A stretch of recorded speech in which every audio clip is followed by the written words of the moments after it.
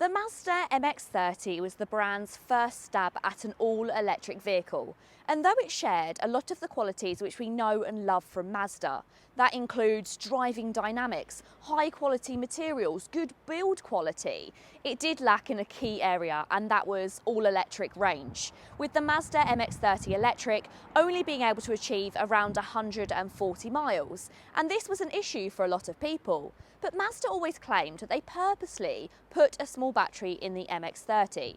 You see, it does actually cost the earth quite a lot to produce large batteries. So why encourage everybody to go electric when it's not exactly helping the environment? Well, Mazda have an answer to the MX-30, and that is a plug-in hybrid, to encourage people to drive in electric most of the time, but still have a backup engine. And with the return of the MX-30, returns a pretty iconic engine. Hi guys, I'm Tish and welcome back to the John Banks Review channel. In today's video, I'm going to tell you everything you need to know about the new Mazda MX-30 REV plug-in hybrid. So if that sounds good, then please keep watching. And if you like new car reviews and car content, then go ahead and join the John Banks Review channel. So I mentioned that it features an iconic engine, but what does that mean and how is it different from other engines? Well, you see, the Mazda MX-30 REV has seen the return of Mazda's iconic rotary or Wankel engine. This is an engine that they featured in sports cars such as the Cosmo, the RX-7 and the RX-8. But how is it different? Well, regular engines, you have pistons which are cylindrical shaped and they move up and down. Whereas with the rotary engine, you've actually got rotors which are shaped in a triangle and they move around a central shaft. That is why the badge is shaped as it is. It signifies the shape of the engine. So why have they chosen to use this engine? Well, you see, the Wankel engine is light and compact, and that means that it can fit underneath the bonnet together with a battery.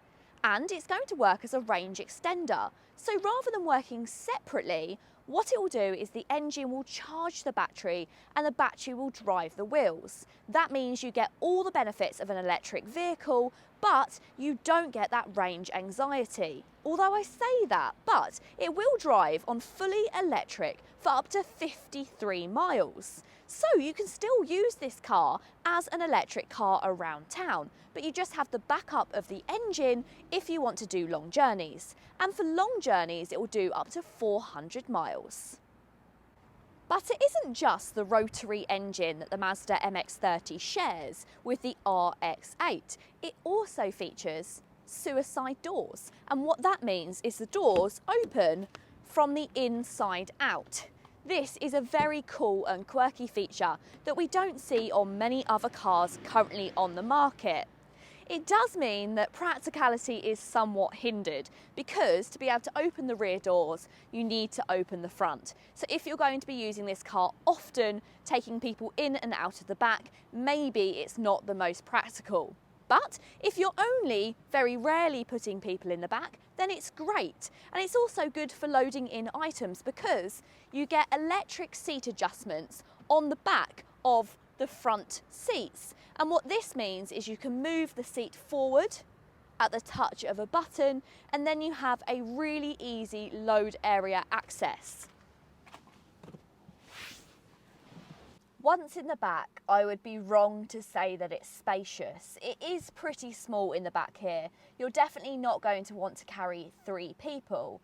And the windows at the back are pretty small as well. So if you have kids in the back, they may feel a little bit child sick. But what I am impressed about is just how high quality it is in the back. Everything is really soft and comfortable. You've still got a pull-out armrest with 2 cup holders, which you don't even get in some less premium, larger SUVs. You also have large door cards where you can store more bottles of water, and there's plenty of room for 2 people.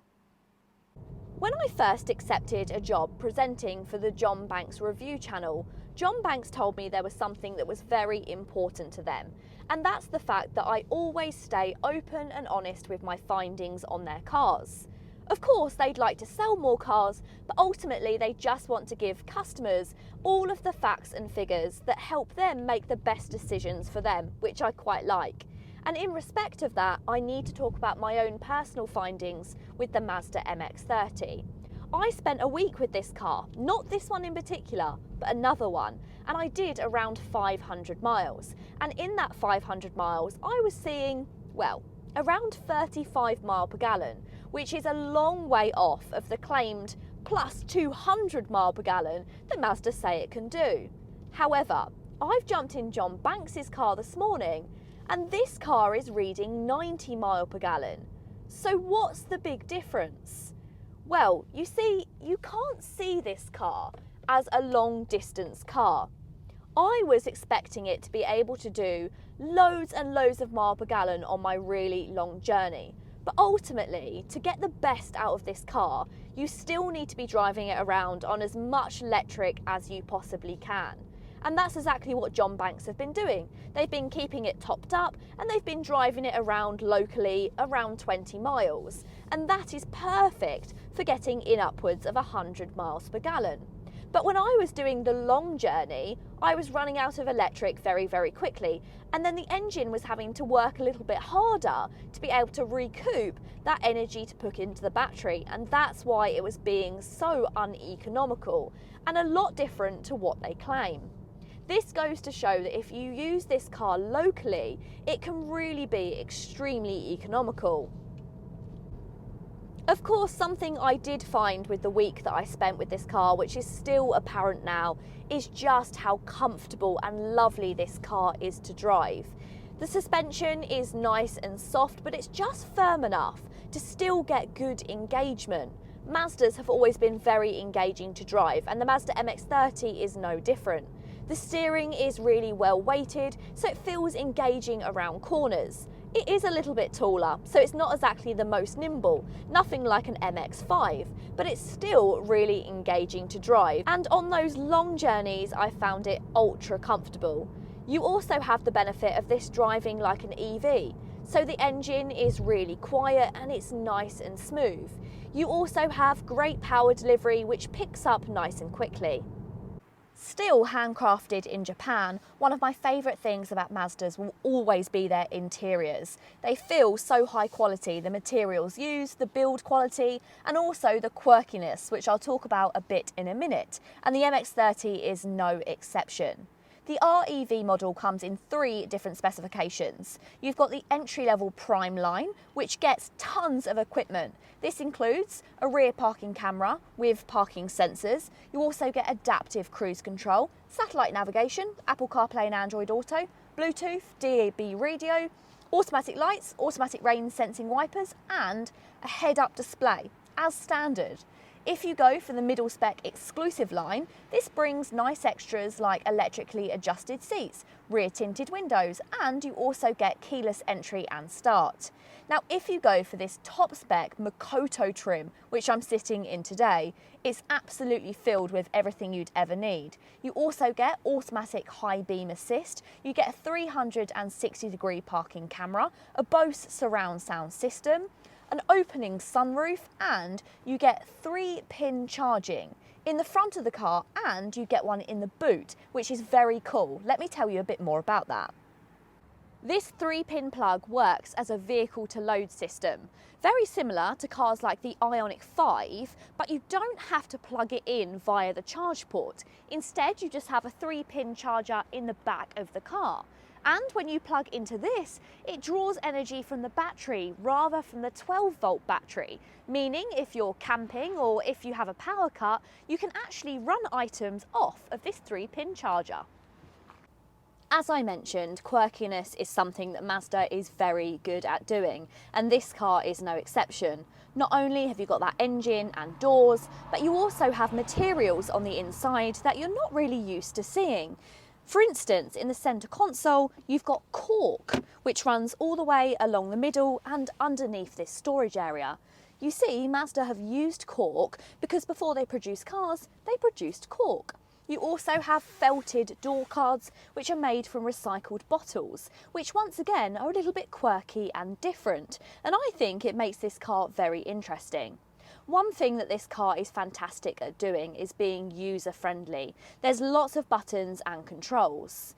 Like the Mazda 3, you can control the touchscreen, which actually in this instance is not a touchscreen, via the controls in the centre console, and they're in the perfect placement to be able to reach when you're driving. This makes it really easy to control the sat-nav or your music when you're driving.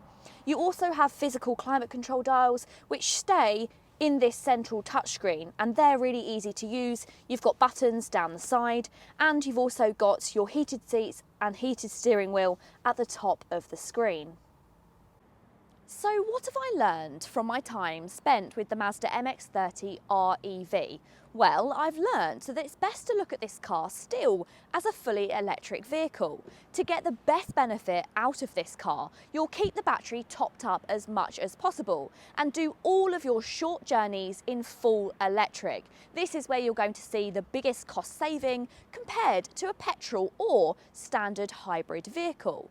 But that engine works as a backup, so you can still do your long journeys without worrying. If you're going to be doing long journeys a lot, then maybe this isn't the vehicle for you.